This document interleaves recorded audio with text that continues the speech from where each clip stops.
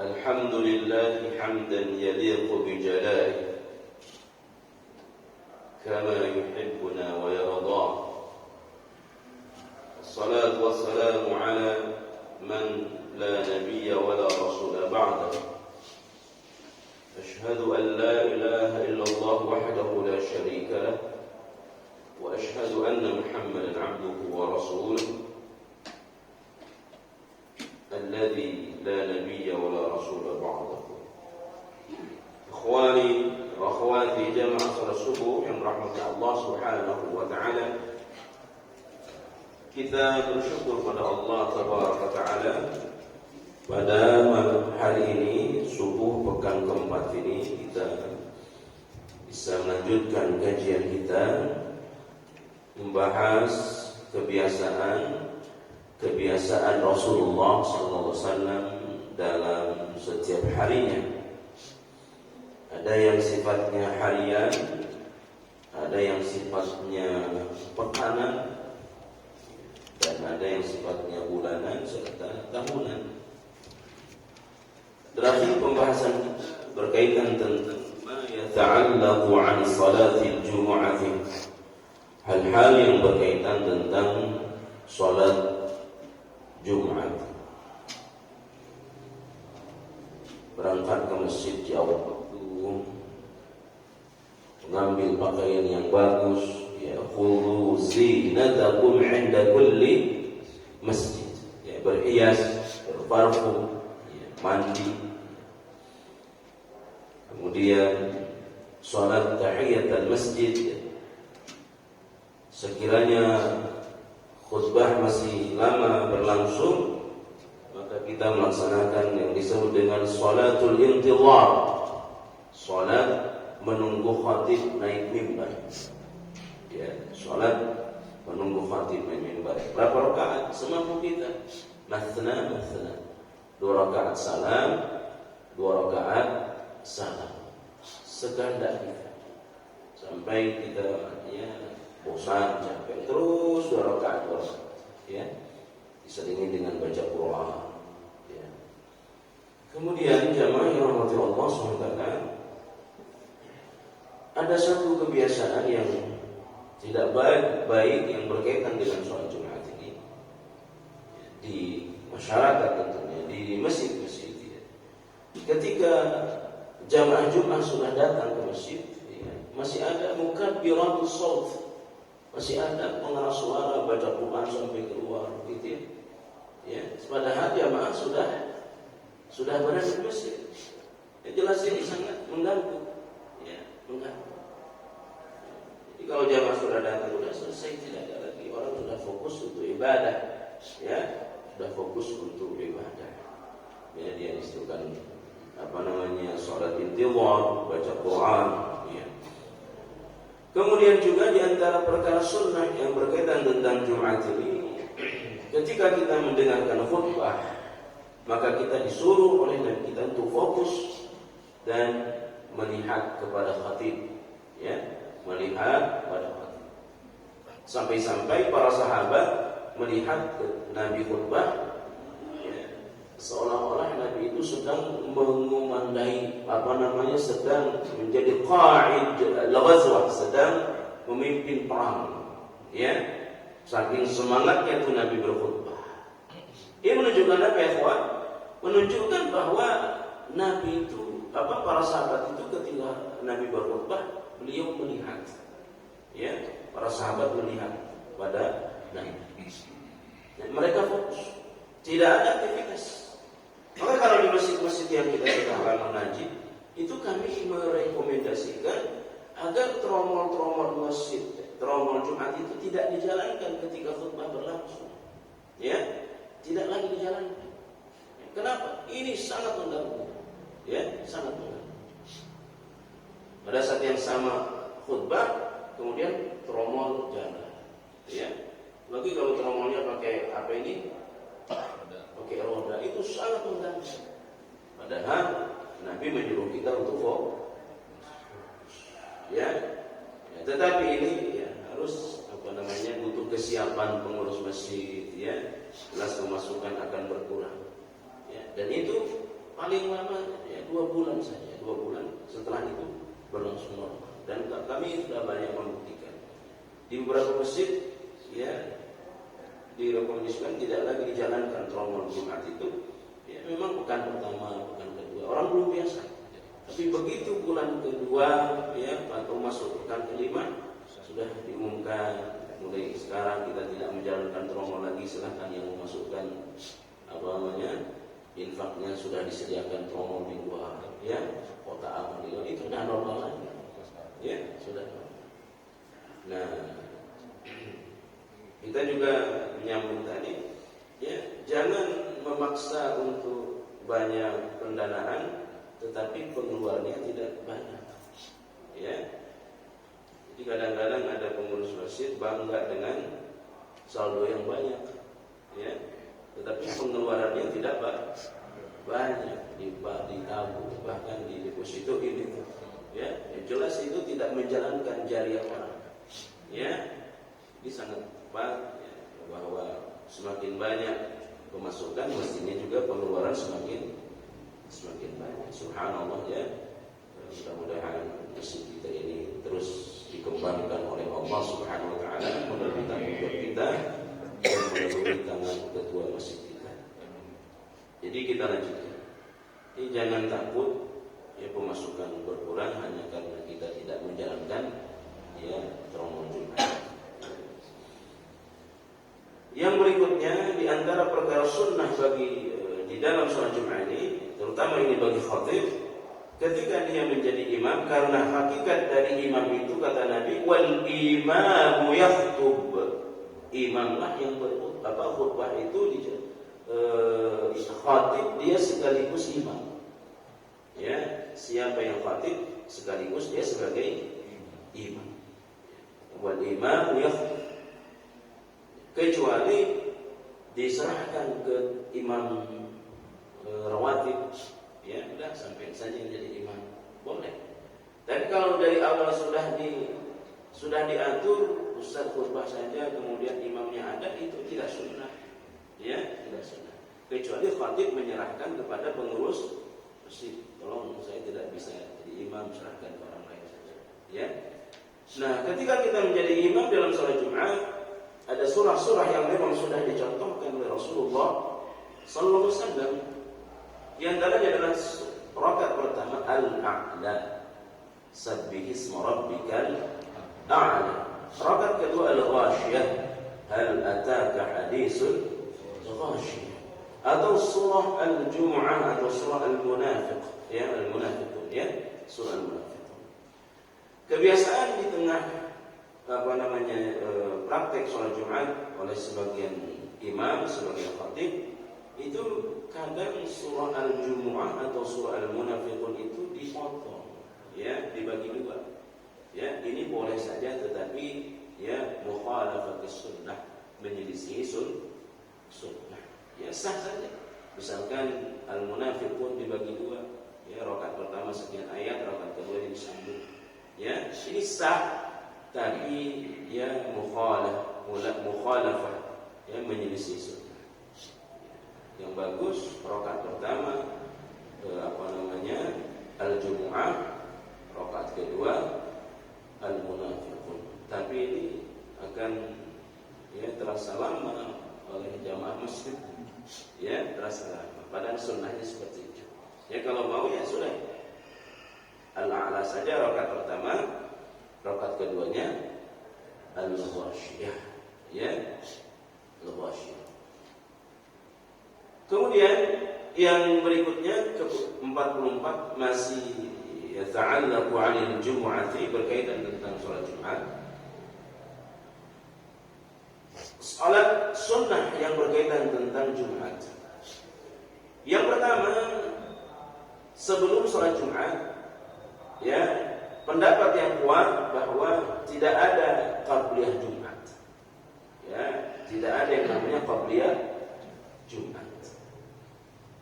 Tapi di sebagian karena azan 2 kali ya, maka setelah azan pertama kadang-kadang ada yang sholat sunnah ya. Nah, tentang azan Jumat yang 2 kali juga memang dipraktekkan. Itu sejak zaman Utsman ibn Affan radhiyallahu anhu. Zaman Nabi azan Jumat 1 kali. Tapi pada zaman Utsman bin Affan menjadi 2 kali. Ya, apakah Utsman bin Affan menyelisih Nabi? Tidak. Karena Nabi bersabda, "Alaikum bisunnati wa sunnati khulafa'ir rasyidin al-mahdiyyin." Hendaklah kalian mengikuti sunnahku dan sunnah para sahabat, terutama khulafa rasyidin, Abu Bakar, Umar, Utsman dan Ali bin Abi Thalib, dan secara keseluruhan para sahabat, bagi kalau mereka sudah ijma', ya, kesepakatan para sahabat. Lalu Utsman bin Affan menjalankan azan 2 kali, apakah menyelisih? Tidak, karena beliau bagian daripada sunnah. Apa yang dilakukan oleh Utsman bin Affan benar. Tetapi pertanyaannya, bagaimana prakteknya? Ya, yang dijalankan oleh Utsman bin Affan, kenapa beliau sampai melaksanakan azan 2 kali? Yang pertama, karena masyarakat itu, umat Islam sudah mulai banyak, ya, terus meningkat secara kuantitas, secara jumlah, ya, secara jumlah bertambah, dan kesibukan juga sudah mulai bertambah, terutama perniagaan, ya, pasar-pasar. Sementara ya, sekiranya akan dilaksanakan azan di masjid, mungkin mereka tidak akan mendengar, ya, karena saat itu belum ada yang namanya mukabbiratus shauti, belum ada pengeras suara. Azan masih naik, ya, masih istilahnya azannya di luar. Maka di masjid-masjid tertentu itu masih dipraktekkan. Kalau azan itu tidak dalam masjid, tapi di luar. Karena seperti itulah, ya, naik ke tempat yang lebih tinggi di bagian luar masjid. Kenapa bisa terjadi seperti itu? Karena saat itu belum ada pengeras suara, biar suara itu keluar, ya. Nah, zaman Utsman itu masyarakat sudah banyak, ya, orang sudah banyak, perniagaan sudah meningkat. Khawatir ketika azan Jumat itu mereka tidak dengar, maka azan Jumat, ya, dilaksanakan pertama itu ke pasar, ya, yang sebenarnya itu bukan azan Jumat, tapi azan iklan, azan pemberitahuan bahwa Jumat sebentar lagi akan masuk, ya, sebentar lagi masuk, maka disuruh azan, ya, disuruh azan, ya. Sama dengan subuh. Dan kalau kita ke Masjidil Haram, Masjidil Nabawi, kan sekarang masih dipraktekkan azan 2 kali, azan 2 kali, ya, azan untuk membangunkan dan azan untuk sholat subuh, ya, dan itu terjadi dan masjid-masjid tertentu sekarang dilaksanakan, ya, laksanakan azan. Jelas itu juga di zaman Nabi, ya. Nah, bagaimana dengan sekarang? Sebagian masjid, ya, dan masih banyak tentunya, ya, terutama yang mazhab Syafi'i, dan ini masih mempraktikkan azan 2 kali, ya. Apakah salah? Tentu tidak, ya, tentu tidak. Nah, tetapi apakah ada sholat antara azan pertama dengan azan kedua? Mereka berdalil ada. Dalilnya apa? Bainal raka'atani bainal adzanaini. Ada 2 rakaat antara 2 azan. Itu dalil mereka. Padahal makna hadis ini ada 2 rakaat di antara 2 azan, itu antara azan dan iqamah, ya. Sehingga setiap selesai azan maka dianjurkan kita untuk sholat 2 rakaat, ya. Maknanya azan sholat 5 waktu, sehingga setelah azan maghrib ada 2 rakaat, setelah azan isya ada 2 rakaat, ya. Jadi azan ini itu maknanya azan dan qomat, ya. Penempatan hadis itu tidak tepat, ya. Sehingga kita memilih dan meyakini bahwa meskipun diterapkan azan 2 kali di satu masjid, maka kita lebih memilih untuk tidak sholat, ya, karena memang tidak ada yang namanya qabliyah Jumat. Nah, adapun orang tadi, ya silahkan saja, karena itu pendalilannya antara 2 azan ada 2 rakaat, ya silahkan dipraktikkan. Tapi kami sendiri, Ustaz, bagaimana? Kami sendiri dan ilmu yang kita baca tidak menerapkan seperti itu, ya. Jadi kalau kita di masyarakat atau di Jumatan tempat lain yang azannya 2 kali, akan kita temukan seperti itu. Ya, apa dalilnya? Itu tadi dalilnya. Ya, itu tadi. Sehingga kita dewasa dalam menyikapi perbedaan pendapat. Tapi kami sendiri ya tidak melaksanakan seperti itu. Ya. Nah, adapun ba'diyah Jumat ada. Ba'diyah Jumat ada. Nabi bersabda, an Abdullah bin Umar radhiyallahu anhuma, kana an-nabiy sallallahu alaihi wasallam yusalli yawm al-jum'ati rak'atayn fi baitihi, rawahu jama'ah. Dari Abdullah bin Umar radhiyallahu anhuma, putra dari Umar bin Khattab radhiyallahu anhu, Nabi, kana Nabi, ya, kana itu artinya kebiasaan, ya, kebiasaan Nabi. Ini dalam bahasa nahwu Arab disebut dengan isim kana, ya, kana wa akhwatuh, ya, inna wa akhwatuh. Kalau kita pernah belajar Arab tuh, jadi kana kalau disebut kana Nabi, ya, artinya kebiasaan Nabi. Setiap selesai sholat Jumat, beliau sholat 2 rakaat di rumahnya.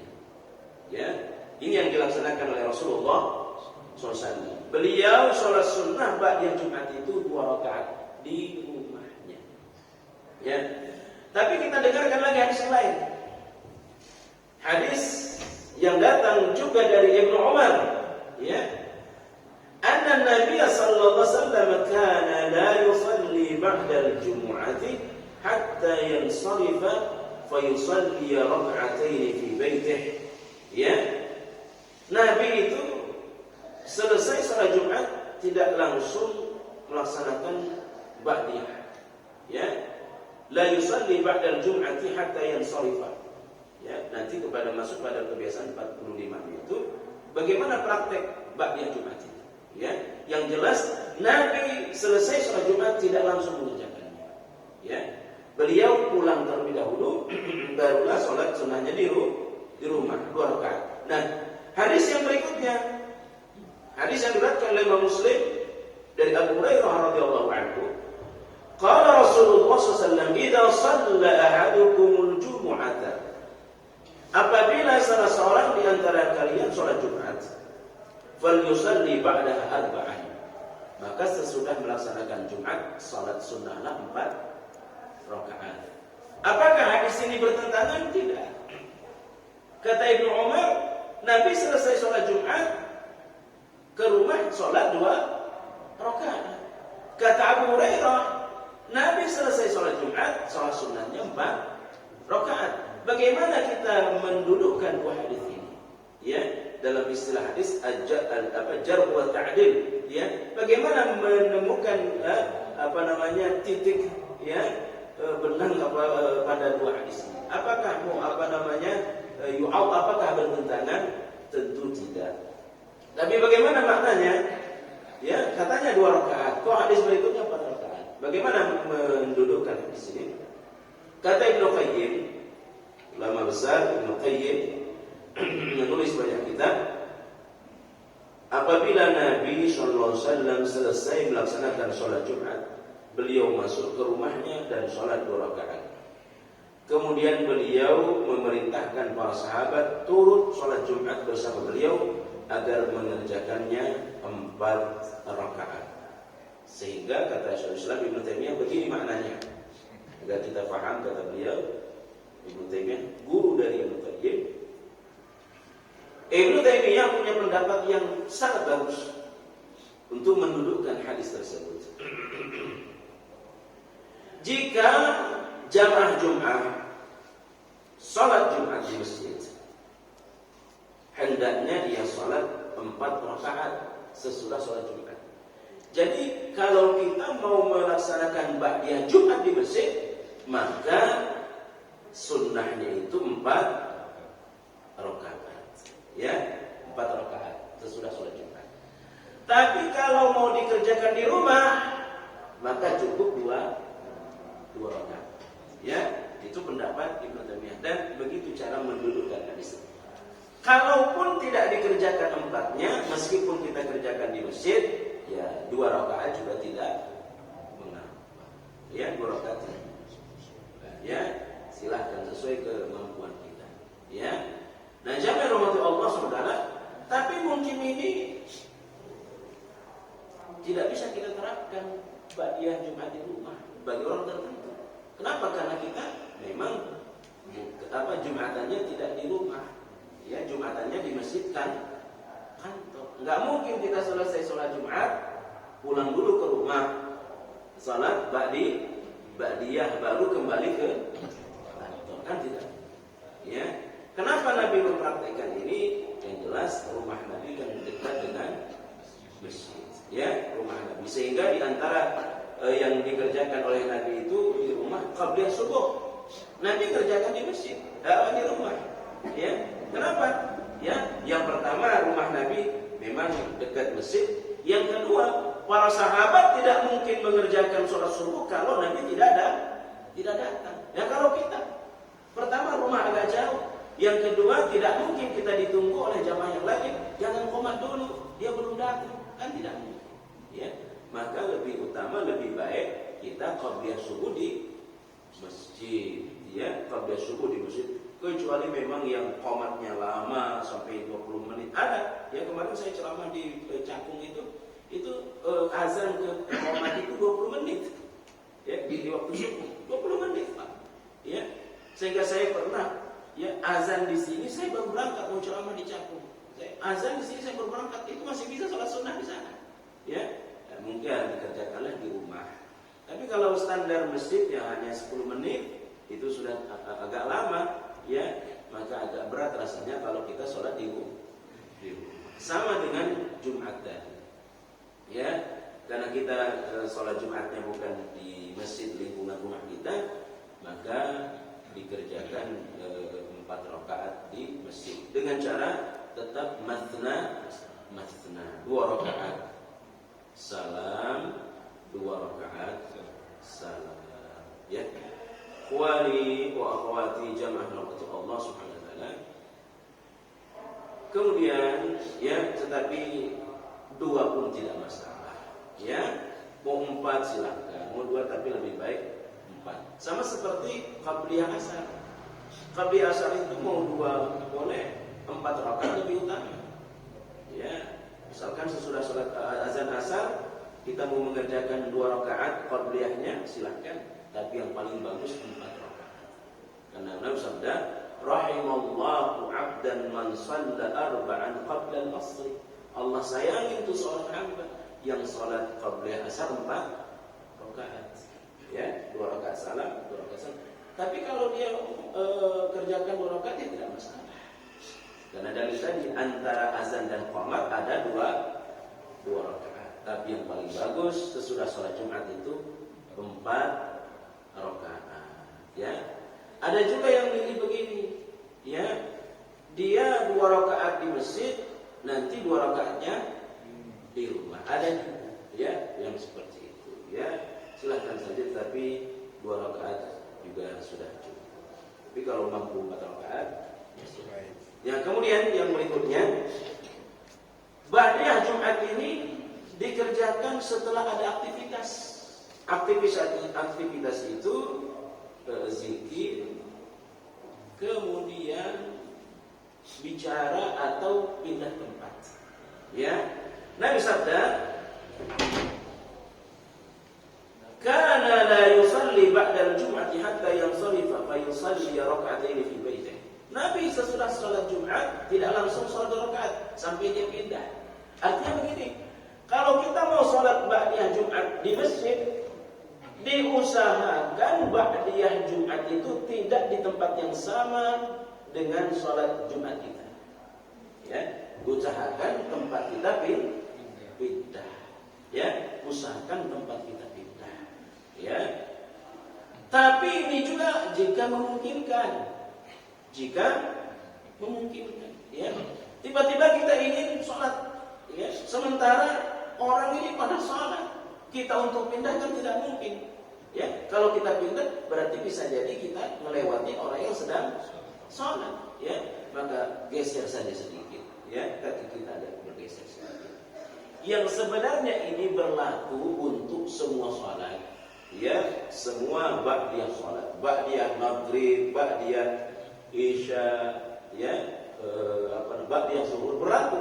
Diusahakan ketika kita sholat sunnah itu tempat kita tidak sama dengan tempat sholat wajib kita, ya.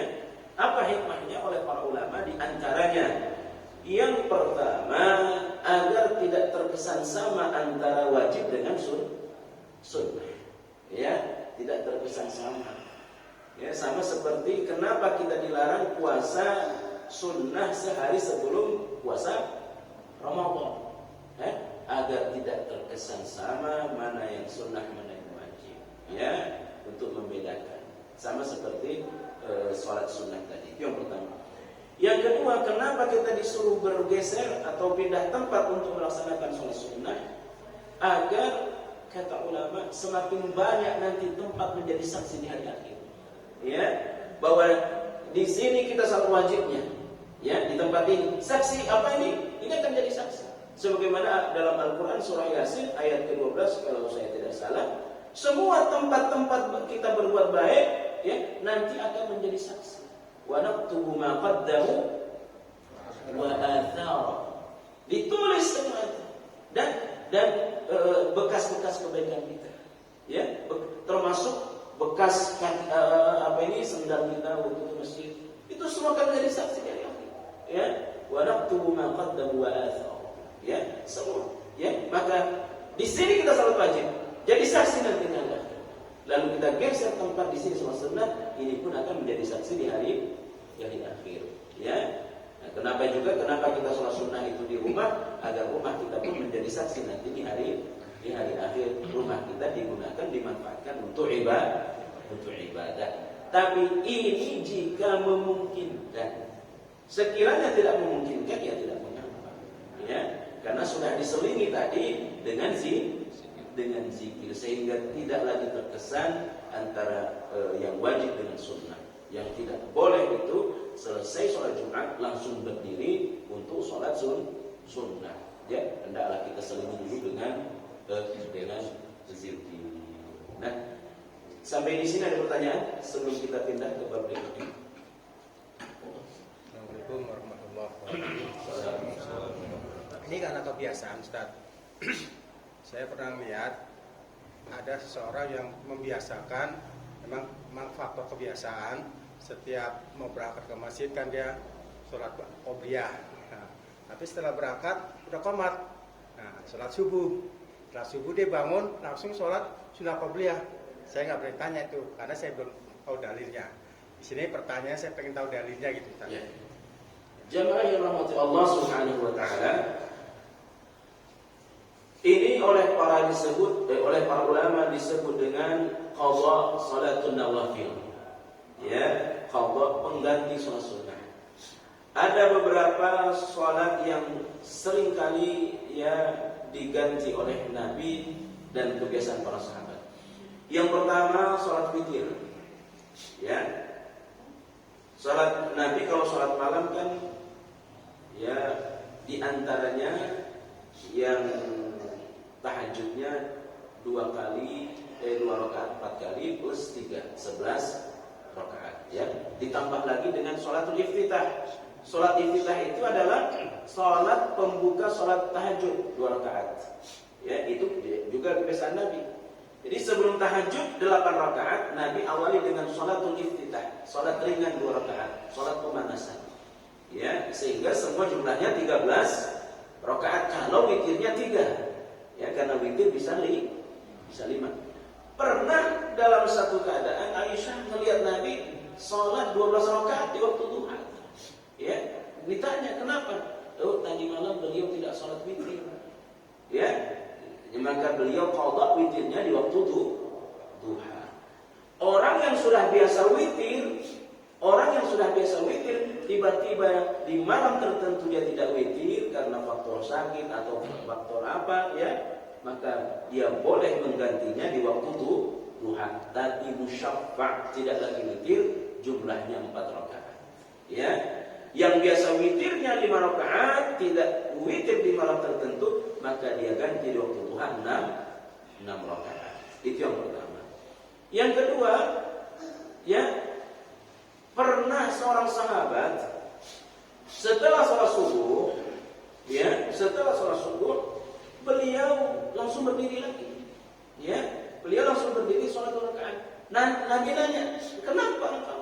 Ya, bukankah setelah sholat subuh itu tidak ada lagi sholat?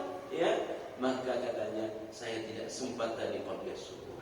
Dan Nabi mentakrirnya, Nabi membenarkannya, sehingga disepakati bahwa orang yang sudah biasa melaksanakan qabla subuh tiba-tiba karena faktor tidak disengaja, ya, manusiawi kita lelah tiba-tiba bangun hendak azan, maka sudah pasti dia tidak bisa mengerjakan qabla subuh, ya, maka kerjakanlah sesudah sholat.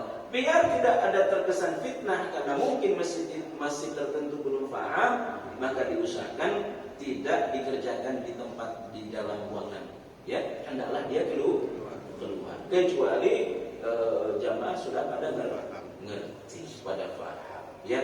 Ini juga menjadi pelajaran kepada kita. Ada 2 sholat sunnah yang tidak pernah ditinggalkan Nabi, qa'iman atau musafiran. Apakah Nabi dalam keadaan mukim, ya, muqiman atau musafiran, dalam keadaan mukim atau dalam keadaan safar?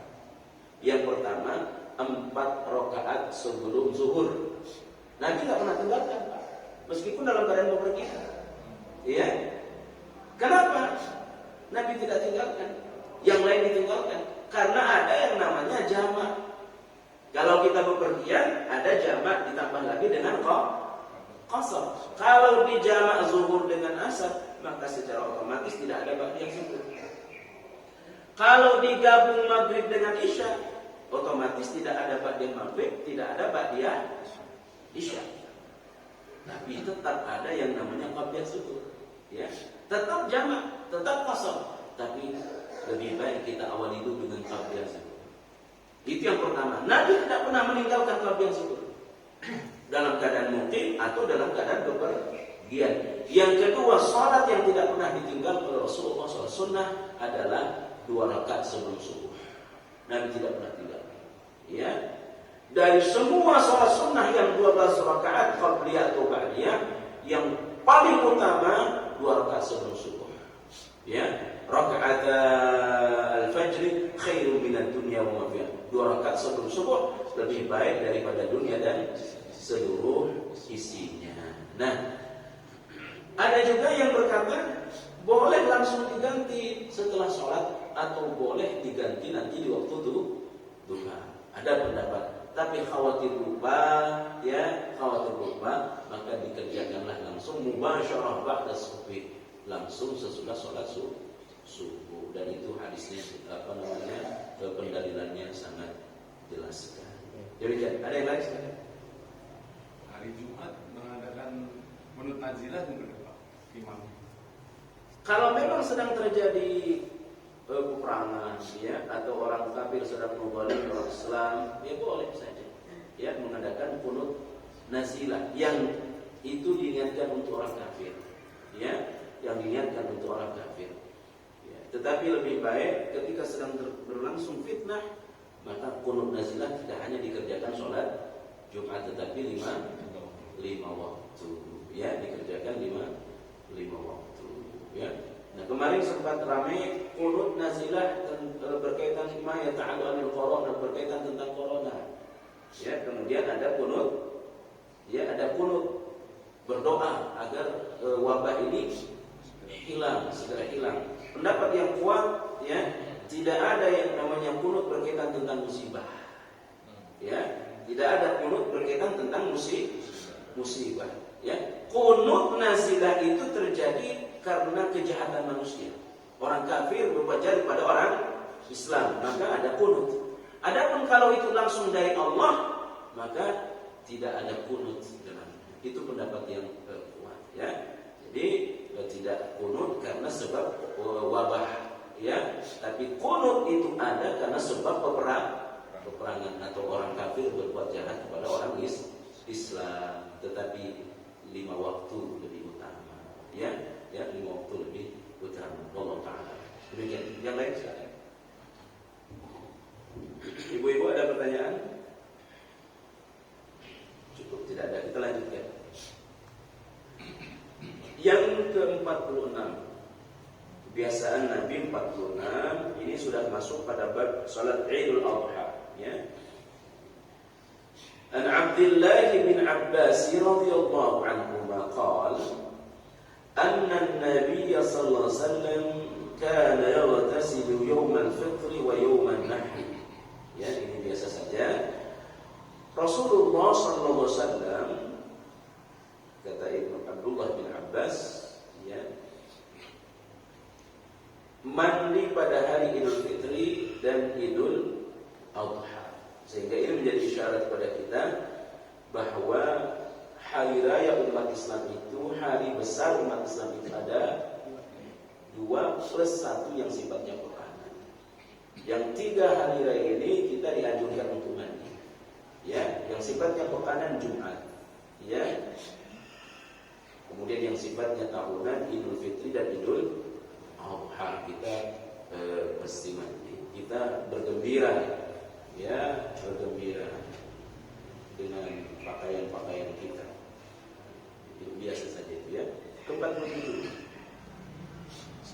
An Ja'far bin Muhammad an abihi an jaddihi qala anna an-nabiy sallallahu alaihi wasallam kana yalbasu burda hidratin fi kulli 'id. Dari Ja'far bin Muhammad, dari ayahnya dan dari kakeknya, ia berkata, Rasulullah sallallahu alaihi wasallam memakai jubah hidrah, ya. Jadi pakaian yang terkesan bagus, ya, yang memang datang khusus dari Yaman, hidrah, ya, pakaian khusus, ya. Itulah pakaian Nabi setiap Idul Adha atau Idul Fitri. Ya. Ini menunjukkan pada kita bahwa pada 2 hari ini, ya, memang Nabi memuliakannya, ya, terutama Idul Adha. Ya. Kenapa? Karena penggabungan antara haji dan kurban. Ya. Makanya kalau hitung-hitungan besar-besaran, rame-ramean, mesti Idul Adha lebih ramai. Ya. Tapi kan tidak ada seperti itu. Ya. Nah, 3-3-nya ini hari raya, ya. Nah, ketika hari raya dianjurkan kita berpakaian bagus, khusus jubah lebih utama, ya, jubah lebih utama, ya. Kemudian jamaah rahmati Allah Subhanahu. Kebiasaan kaum muslimin merayakan hari raya Idul Adha atau Idul Fitri, ya, merupakan tradisi sejak zaman Nabi Muhammad sallallahu alaihi wasallam. Yakni tradisi berpakaian bagus, dan itu tidak masalah, ya, tidak masalah. Dan kenapa kita dianjurkan berpakaian bagus? Yang pertama, menghormati hari raya itu.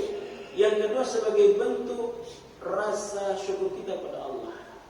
Ya, ini menjadi isyarat kepada kita, kalau kita mampu, tidak masalah kita berpakaian bagus. Kalau kita mampu, tidak masalah rumah kita bagus. Kalau kita mampu, tidak masalah kendaraan kita bagus, tidak masalah. Ya, karena pada prinsipnya agama kita tidak pernah melarang kita memanfaatkan hasil usaha kita selama itu didapatkan dengan cara yang halal. Tiba-tiba datang seorang sahabat, pakaiannya compang-camping, ya, lusuh. Kata Nabi, engkau punya uang tidak? Ya, punya uang apa enggak? Punya. Ya, ganti baju. Ya, ganti dengan yang bagus sebagai bentuk rasa syukur kita kepada Allah Subhanahu wa taala. Tahaddus nikmat. Ya, wa amma bi ni'mati rabbika fahaddits. Ya, kalau kita mampu, kenapa tidak? Yang tidak boleh tidak mampu tapi memaksa dengan cara mengutang. Ya, dengan cara itu yang tidak boleh. Ya, dalam prinsip apa saja, dalam hal apa saja, termasuk dalam haji, dalam umroh, ya. Kalau memang tidak mampu, jangan berutang. Ya. Termasuk dalam prinsip pernikahan, ya. Kalau tidak mampu dengan cara yang besar, ya, cara yang sederhana saja, ya. Tapi kalau mampu, ya kenapa tidak? Ya, di hotel, di mana, kalau mampu, ya. dan itu tidak dilarang. Kalau mampu punya rumahmu bagus luas, kenapa tidak? Ya, karena di antara bentuk kebahagiaan orang itu wal yas'aka baituk, rumahmu engkau luaskan kata Nabi. Ya, kalau mampu, kalau tidak mampu ya jangan. Ya, apalagi tidak mampu menempuh cara riba. Ya, tapi kalau mampu, nah paling tidak kemampuan kita untuk berpakaian bagus setahun 2 kali. Ya, Idul Adha dan Idul Fitri. Ya, insya Allah kita semua mampu. Kalau orang-orang pulau kami itu, ya, itu dalam musim sebesar apapun ombak, kalau belum ada uang pakai beli baju, tetap berangkat melaut. Ya, ombak udah 2 meter nih. Ya, karena biasanya kalau bulan puasa itu diiringi dengan ombak. Ya, ombak itu kan, nah, karena udah menjadi tradisi, mesti pakaian bagus, pakaian baru, itu melaut Pak. Ombak udah 2 meter. Kan udah tradisi, ini tidak masalah saja. Ya, menghormati hari raya Idul Adha dan Idul Fitri. Ini tradisi yang ada sejak zaman Rasulullah sallallahu alaihi wasallam, berpakaian baru dan bagus sebagai cara untuk mengekspresikan diri, ya, bahagia datangnya hari kemenangan, ya. Dalam riwayat yang lain, Al-Hasan bin Ali radhiyallahu anhu sudah masuk waktu surga. Ya. Amarna Rasulullah sallallahu alaihi wasallam fil Eidain an nalbisa ajwada ma najid wa an natayyaba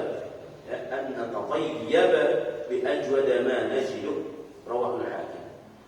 Rasulullah SAW menyuruh kami agar memakai pakaian terbaik dan menggunakan wangian terbaik, ya, pada 2 hari raya. Ini berlaku bagi laki-laki wangi-wangian, bagi perempuan tidak berlaku. Rasulullah SAW bersabda dalam hadis yang sahih, perempuan yang berangkat ke masjid menggunakan wangi-wangian, maka salatnya tidak akan diterima sampai dia mandi, kata Rasulullah. Ini harus sampaikan ke perempuan-perempuan, ya. Perempuan yang ke masjid untuk sholat, apakah itu sholat Jumat, kalau mau diterapkan, karena ada di daerah tertentu perempuan ikut sholat Jumat, atau sholat 5 waktu, dia menggunakan parfum, maka sholatnya tidak diterima. Ini hadis sahih Pak riwayat Bukhari. Sampai dia mandi. Nah, kata ulama begini makna mandi. Sekiranya parfum itu menyentuh seluruh bagian tubuhnya, maka wajib bagi dia untuk mandi. Tapi kalau hanya kena sebagian saja, tidak usah mandi, cukup dibersihkan bagian yang kena parfum itu, dan dia mesti mengulangi sholat. Ya, sekiranya dia ke masjid, sholat di waktu yang dia berparfum, perempuan itu, maka sholatnya tidak diterima. Ya, sholat. Ini menunjukkan apa? Bahwa perempuan itu tidak terlarang ke masjid, tidak mengapa. Tapi jangan bertabarruj dan jangan dan ya, ke masjid udah dalam kondisi ya aurat tertutup dan tidak berdandan. Tapi bagi laki-laki disuruh itu ya untuk menggunakan parfum ya, terutama Idul Adha dan Idul Fitri, pun demikian dengan hari Jumat ya. Yang lain, hadis yang lain, hadis terakhir dari Jabir bin Abdullah radhiyallahu anhu, kana lin Nabi sallallahu alaihi wasallam hullatun yalbasuha fil 'idain wa yawm al-jum'ah. Nabi Muhammad sallallahu alaihi wasallam mempunyai jubah sangat bagus ya, yang selalu beliau pakai pada 2 hari raya dan sholat Jumat. Jadi Nabi punya pakaian khusus untuk Idul Fitri, juga untuk sholat Jumat. Ya, kita pernah sampaikan, terutama yang sifatnya pekan ini, ya, pakaian Jumat kita, ya, bagus, ya. Sekiranya kita kerja di kantor, kalau memang tidak rapi, tidak bagus, ya bawa baju Jumat khusus. Ya, begitu berangkat ke masjid ganti baju. Tapi kalau memungkinkan rapi, baju kita bagus, ya tidak masalah. tidak masalah. Yang kesian orang sholat Jumat pakai kaos bola, ya itu ada. Kotak-kotak. Ya, pakai baju kotak-kotak, baju partai, ya, nah itu tidak bagus. Ya, lepas dulu lah urusan dunia, ya, dan wallahu taala a'lam. Insyaallah kita sambung bulan depan pada bab ke-48, ya, pada kebiasaan Rasulullah. Sebelum kita tutup, barangkali ada yang mau ditanya, silakan. Ada Ustaz. Nah ini. Lagi rajin. Mohon maaf Ustaz. Jadi yang ditanyakan masalah tentang tabaruj. Seorang wanita kalau ke masjid diharamkan pakai parfum.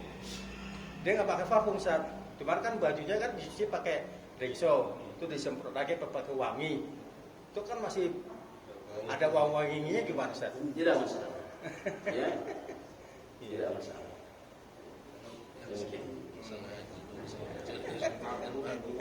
Ini kan parfum juga Ustaz.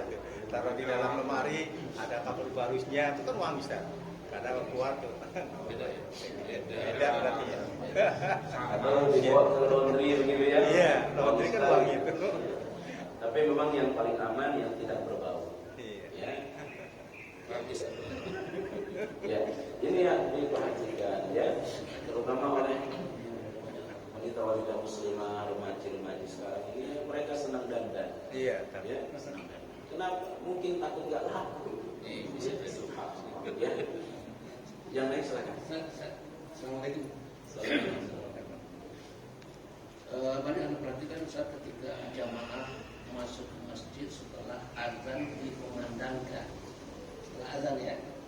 Nah ini yang berlakunya tahiyatul masjid apa qobliyahnya? Karena banyak kita perhatikan bersambung ya sampai 2-3 kali tahiyatul masjid pun qobliyah kedua, lain segala macam malam. Tapi mana yang utama ini? Apakah dicukupkan saja dengan qobliyahnya saja? Apakah berkelulut seperti tadi? Yang pertama, ketika kita masuk berbarengan dengan azan Jumat, maka kita tidak usah mendengarkan azan. Salat saja tahiyatul masjid.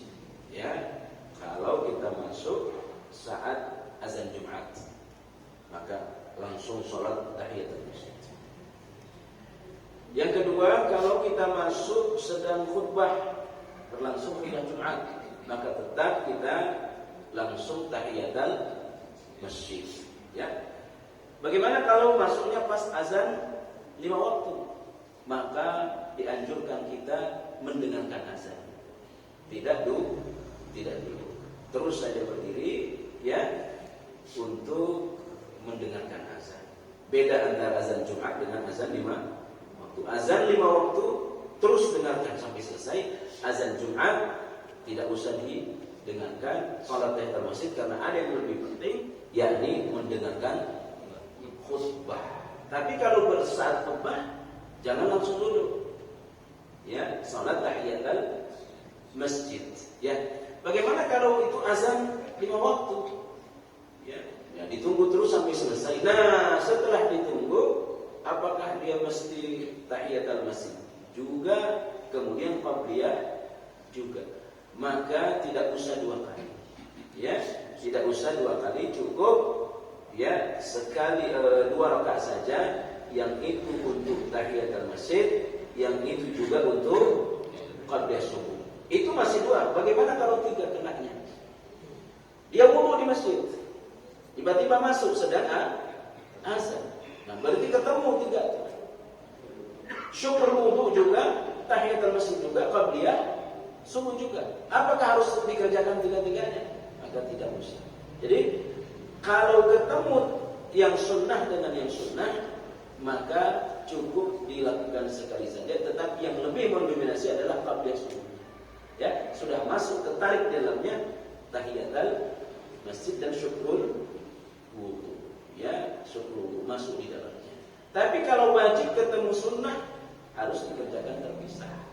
Ya, maka orang junub di waktu salat, di waktu hari Jumat, apakah mesti mandi 2 kali? Tidak usah. Cukup mandi sekali. Mandi untuk junub, sekalian mandi untuk Jumat, karena sama-sama wajib. Demikian juga qabliyah subuh dengan tahiyatul masjid dan syukur wudu, tidak usah dikerjakan 3 kalinya. ya, maka dikerjakan sekali, ya, untuk tahiyatul masjid sekaligus untuk qobliyah subuh. Tetapi yang mendominasi kata ulama, mana yang lebih penting? Tentu yang lebih penting adalah qobliyah subuh. Tapi sudah masuk di dalamnya tahiyatul masjid. Wallahu ta'ala. Yang lain silakan. Cukup. Demikian kajian kita, mudah-mudahan bermanfaat. Insyaallah ya, kita akan terus meramaikan masjid ini dan terus berdoa kepada Allah, mudah-mudahan wabah ini segera diangkat oleh Allah Subhanahu wa taala. Banyak maaf, subhanallah, alhamdulillah. Asyhadu an la ilaha illa anta, astaghfiruka wa atubu ilaik. Wassalamu alaikum warahmatullahi wabarakatuh. Waalaikumsalam.